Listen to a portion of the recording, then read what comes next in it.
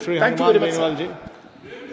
सभापति महोदय, सबसे पहले तो मैं आपको धन्यवाद दूंगा कि राष्ट्रपति महोदय के अभिभाषण पर आपने मुझे बोलने का अवसर दिया। पक्ष विपक्ष के बहुत से विद्वान सदस्यों ने अपनी बात रखी और हमारे लिए सबसे खुशी की बात यह है कि आज से लोकसभा सुचारू रूप से चालू हो गई। देश की जनता जब पार्लियामेंट चलती है तो देश का नौजवान, किसान, तमाम वर्ग ये उम्मीद करता है कि लोकसभा चलेगी और हमारे मुद्दे वहाँ उठाए जाएंगे, सरकार का ध्यान आकर्षित करेंगे और उनका समाधान होगा। सभापति महोदय, राष्ट्रपति का अभिभाषण जो हमने देखा, स्कूली बच्चों को जिस तरह कहानी सुनाया करते थे, इसमें मुझे कोई विजन नजर नहीं आ रहा है।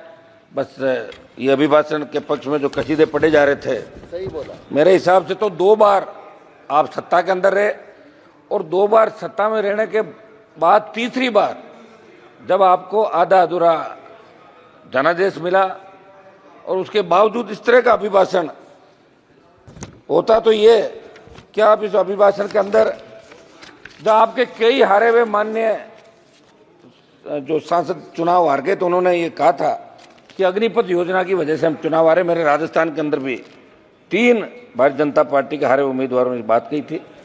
सभापति महोदय, अग्निपथ जो इस अग्निपथ योजना, सुनो मेरी, आप पहले कृषि मंत्री जी पता करो पूरा, अग्निपथ योजना और अग्निवीर उसके अंदर जाते हैं, उनको कहते हैं। तो अग्निपथ जो योजना है ये लेके आए और उसका विरोध हमने पहले दिन से किया।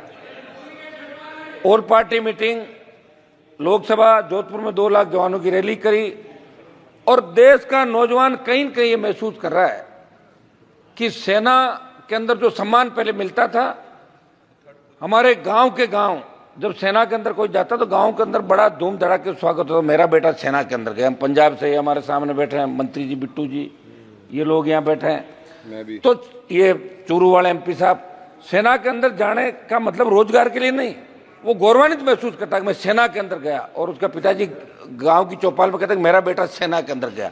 ये बड़ी बड़ी सादत 62, 65, 71 कारगिल की लड़ाइयों के अंदर हमारे नौजवानों ने दी। हरियाणा, पंजाब, उत्तर प्रदेश, राजस्थान और जितने अलग अलग रेजिमेंट जो हमारी बनी सेना के अंदर, वो रेजिमेंट का एक अलग नारा होता है और वो रेजिमेंट किस तरह लड़ाई लड़ती है। लेकिन इस अग्निवीर जो योजना, अग्निपथ योजना के अंदर अग्निवीर जो भर्ती की है और जिस तरह अग्निवीर को शहीद का दर्जा नहीं दिया जाता, अग्निवीर अगर लड़ते हुए शहीद हो जाता तो उसको शहीद सरकार नहीं मानती। जैसा रक्षा मंत्री जी कहते कि 1 करोड़ रुपए दे रहे हैं, तो 1 करोड़ रुपया कोई मायने नहीं रखता साहब। लोग वहां लड़ने के लिए 20,000 फीट ऊंची पहाड़ियों पर जाते हैं। हमारी सेना जो वर्ल्ड के अंदर सबसे मजबूत थल सेना के रूप में इंडियन सेना को माना गया।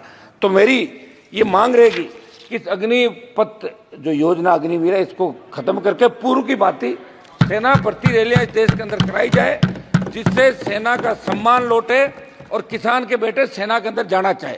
हमारे यहाँ सेना भर्ती रैलियां में लोग गए ही नहीं अग्निवीर वाली के अंदर। लोगों ने बहिष्कार कर दिया, इनके चूरू के अंदर बहिष्कार कर दिया, सीकर के अंदर कर दिया, हरियाणा के अंदर कर दिया, ये आपके आर्मी के हमारे बेटे MP साहब।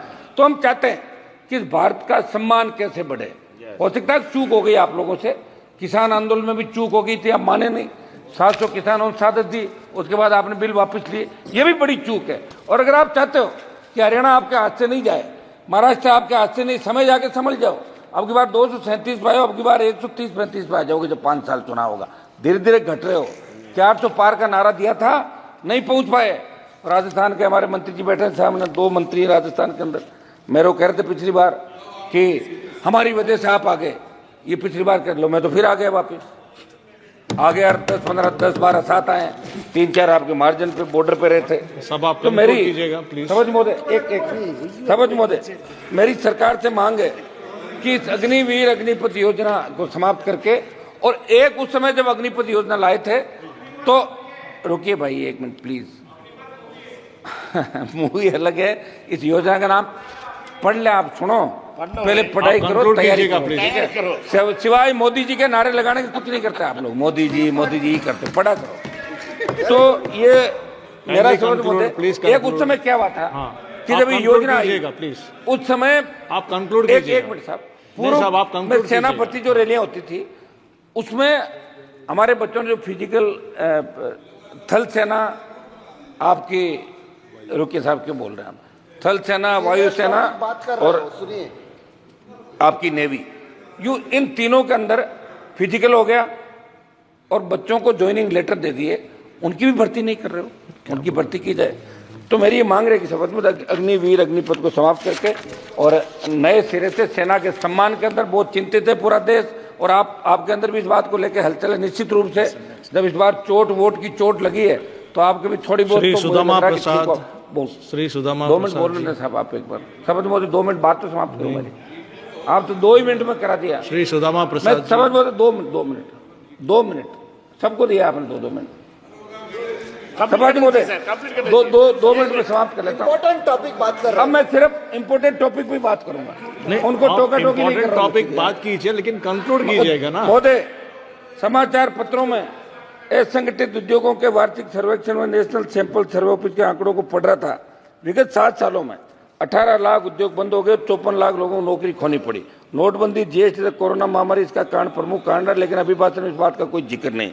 समझ महोदय, युवा आत्महत्या कर रहा है और नशे की बढ़ती प्रवृत्ति देश के लिए चिंता का विषय। सिंथेटिक नशा पंजाब, हरियाणा, राजस्थान, एमडीएमए, एलएसडी, इस पे कैसे रोकथाम हो, ये हम सब के लिए चिंता का विषय, सबको इस पे विचार करना चाहिए।